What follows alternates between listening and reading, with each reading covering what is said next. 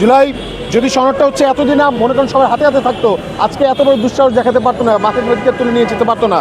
মীর জাফরুল ইসলাম আলমগীরের কাছে গিয়ে ক্যামেরাটা ধরেন, প্রশ্নটা তাকে করেন। জানবেন যুদ্ধের পরে যোদ্ধাকে অপরাধী হিসেবে চিহ্নিত করা, এই ব্যাপারটা কেমন? এখন এটা একটা খুব, এটার জন্য আপনাদের, আমার মনে হয় যে আমার কাছে প্রশ্ন না করে আপনাদের উচিত বাংলাদেশে বড় বড় যে দলগুলো, আপনার মীর জাফরুল ইসলাম আলমগীরের কাছে গিয়ে ক্যামেরাটা ধরেন, প্রশ্নটা তাকে করেন।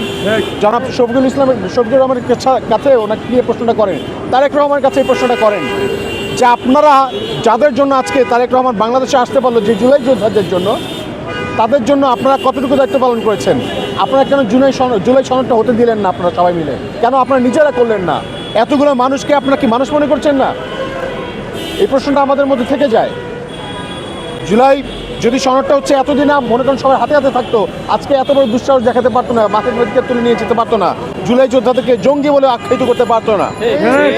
আপনাদেরকে মনে রাখতে হবে, এরা এখন যে গেমটা খেলছে, জুলাই যোদ্ধাদেরকে আস্তে করে জঙ্গি বানাবে, তারপর হচ্ছে বলবে চাঁদাবাজ, বলবে কাউকে নানা রকম এলিগেশন দেবে, তারপর হচ্ছে এদেরকে হত্যাযোগ্য করে তুলবে, তারপর দেখবেন হঠাৎ করে এদেরকে একদিন মেরে ফেলছে, তখন আর কেউ কথা বলবে না, বলবে হ্যাঁ এটাই তো ডিজার্ভ করে।